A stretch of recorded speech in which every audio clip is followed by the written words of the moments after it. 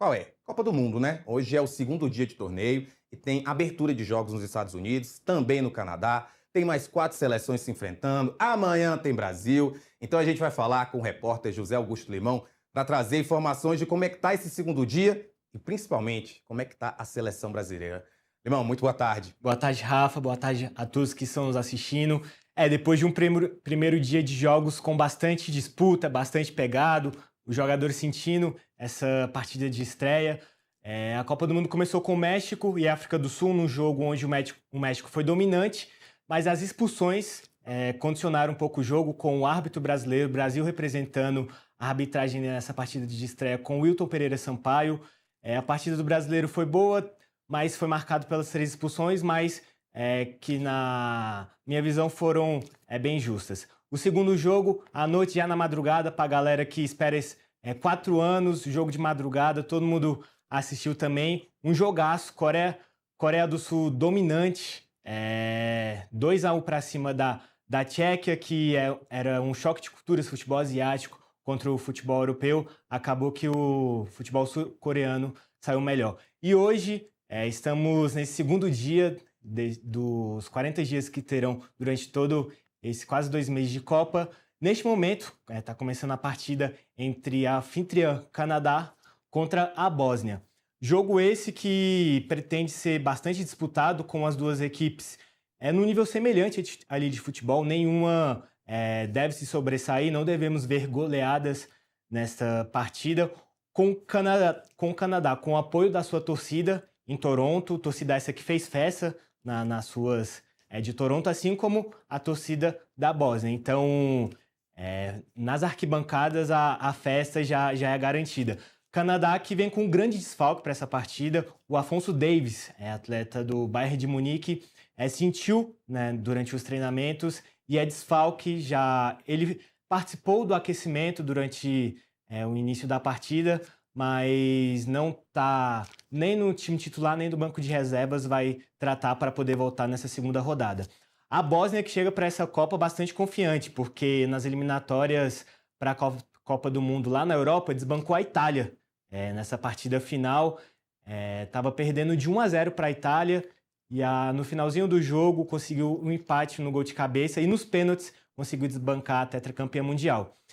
E à noite temos o jogo de mais um anfitrião, Estados Unidos e Paraguai, num duelo também que deve ser bastante disputado, com os Estados Unidos contando também com o apoio da sua torcida e com o Paraguai que vem com ímpeto de estar retornando a uma Copa depois de bastante tempo. Passou um sufoco, é verdade, nas eliminatórias sul-americanas, pegando a última vaga direta para a Copa do Mundo.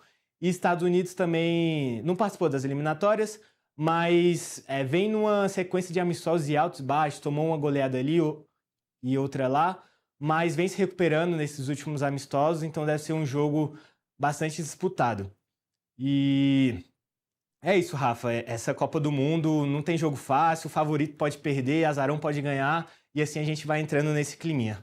E você que está assistindo a gente, lembrar que, independentemente da bola, hoje também tem show de Anitta na abertura dos jogos lá nos Estados Unidos. Ela vai fazer show junto da Katy Perry, que é uma artista global, né? Então, a Anitta também já é uma artista global. Então, assim, você que gosta de futebol, mas gosta também de música, vai ter isso hoje à noite.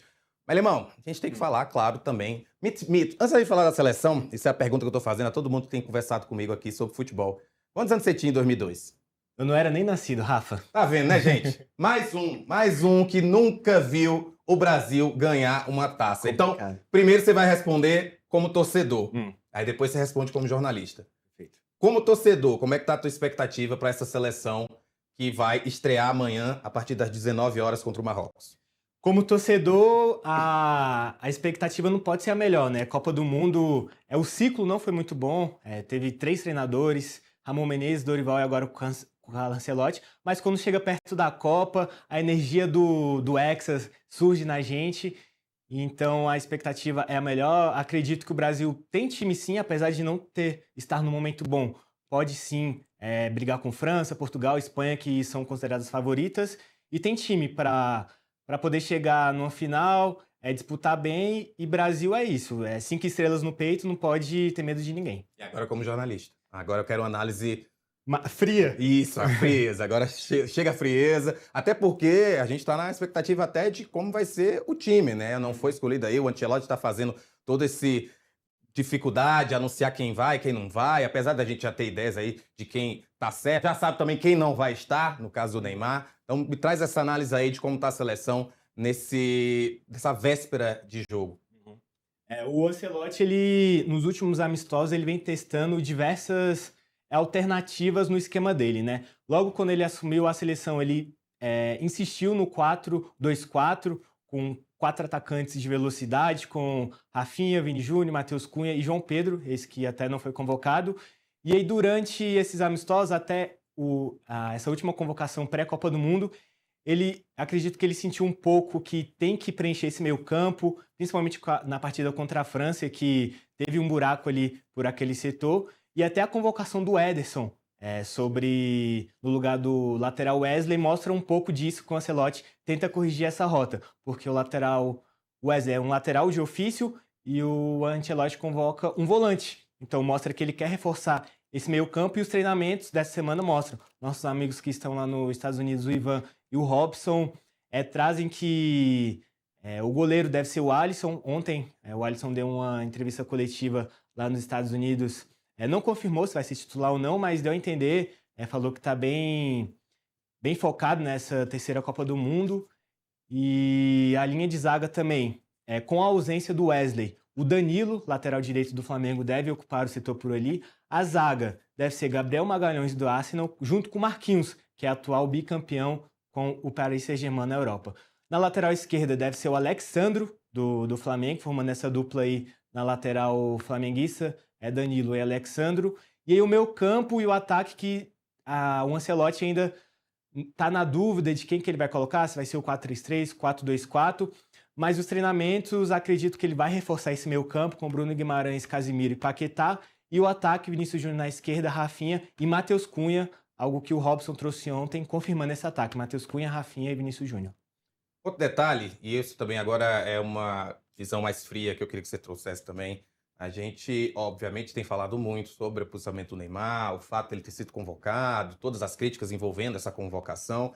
Ele indo para a Copa já lesionado, não vai participar da estreia. Você acha que há uma possibilidade de Neymar nem jogar nesse campeonato? Eu acredito que não, Rafa. Neymar, a qualidade técnica dele é indiscutível. Ultimamente, nos últimos anos, o físico foi o grande calcanhar de Aquiles dele.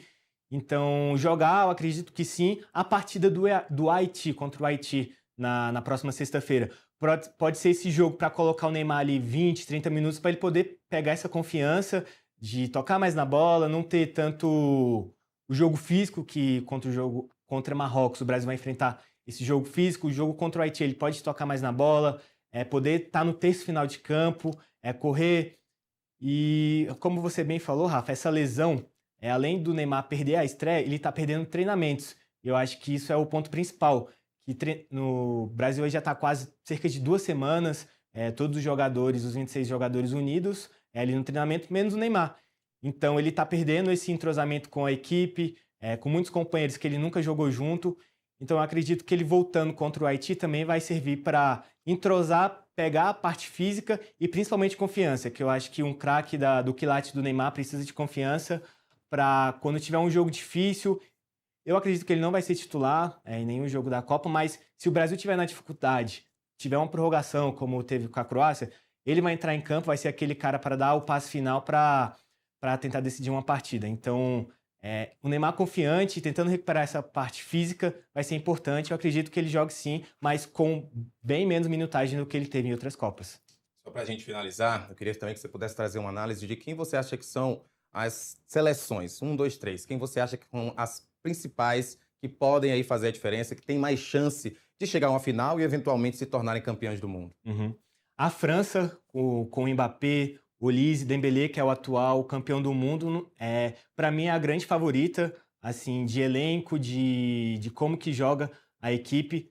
Vem de 2 finais seguidas, 2018 foi campeã contra a Croácia e 2022 fez um jogaço histórico contra a Argentina. Então, para mim, a França é top 1, favorita para ganhar essa Copa. E eu acredito que com se tudo correr bem, a chave da França deve ser mais acessível. Deve pegar uma Espanha ali nas quartas, semifinal, mas eu acredito que chega com tranquilidade na final.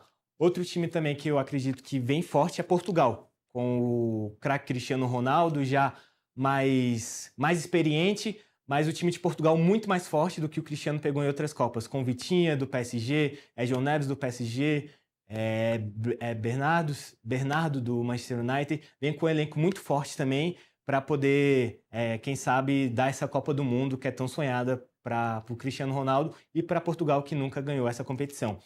E a terceira também eu vou colocar uma equipe europeia também. A Espanha vem com um time muito bom, foi campeã da Eurocopa, né, 2024, vem com uma geração muito nova com o Yamal e Iñaki Williams.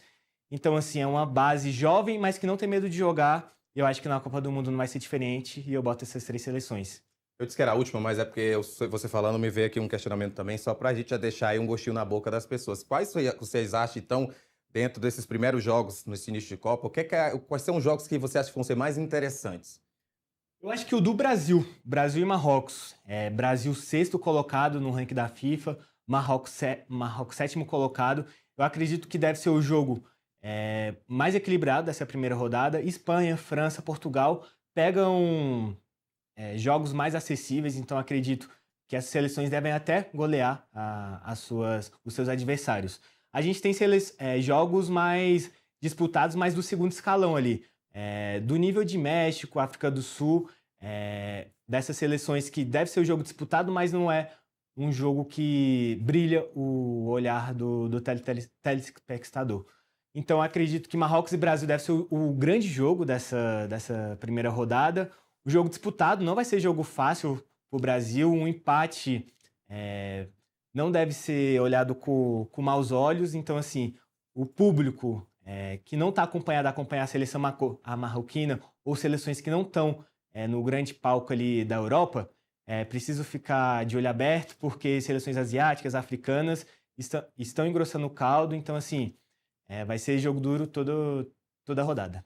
Vai ser jogo duro toda a rodada e toda rodada tem matéria e cobertura completa no Metrópolis.com e também na Metrópolis TV. Irmão, muito obrigado. Boa Copa para nós, né? Pra gente. Olha,